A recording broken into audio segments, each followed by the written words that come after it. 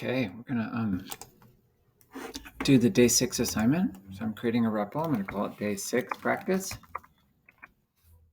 And starts off with putting your name in a comment at the top. Probably should say day 6 and put the date. And then you print your name in something like welcome to the day 6 practice. So print welcome to Mr. Hayes's day 6 practice.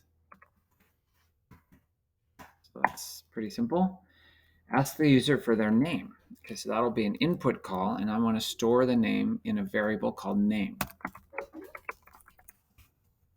Please enter your name. And then ask the user to enter a number. I'm going to call this variable num for number. And here we have to do int and then input. Please enter a number. And then use an if, else statement to print three different messages based on the number. So this isn't some specific number like age or temperature or something. So you can do whatever you'd like. I'm going to say if num less than 7, print that's a pretty small number. If num less than 50, print that's a medium sized number. And then else, print that's a big number. So I want three things. I want it to be an if, elif, else structure. The if has a condition, the elif has a condition, and the else doesn't have a condition.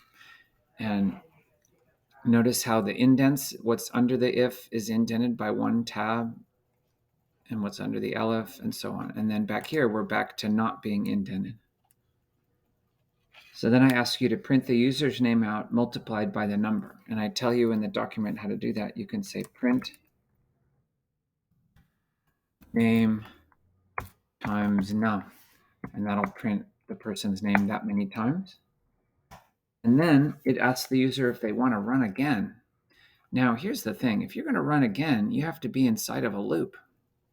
And I didn't ask you to put this in a loop yet. So now you have to put it in a loop. So we're going to go all the way up to the top here. And we're going to say while true, capital T true. And we're going to select everything else in here. We're going to hit tab. That puts everything inside of the loop. So if you want to know what's inside of the loop, you can always do this collapse triangle. So the whole program is now inside of the loop, which is what we want. So then right here, we're going to say, I always like to do R for response or repeat. So R equals input, run again. And then I like to tell them what they should be answering. I like to do YN instead of yes, no, because it's just less typing. But you can do it your way. And then all we have to do is check for the no. We don't have to check for the yes and the no. So we're going to say if R is equal to no, and we break. And that gets us out of the loop. So then I have to hit backspace twice to go all the way to the far left line, right? So we have this while loop. And now we're right down here. And it says prints goodbye when they are done. So print goodbye. So we'll run this. Normally I like to run a program before I finish it, but this is the entire program. Enter your name, Hayes. Enter a number, 33. That's a medium-sized number. And then there's 33 Hayeses. Run again, and I say, yeah. Welcome to the practice. Hayes, I'm going to say 1. Hayes 1. I was trying to enter 1 for that's a pretty small number. Run again. Yes. And so it printed my name just once. I'm going to run it one more time. And I'm going to say Hayes, and I'm going to say 400. And that's a big number. And I'm going to say no. And it says goodbye. So I want you to test your program and make sure you get each of your outputs. So pay attention to what you put over here and test one time each thing. And there you go.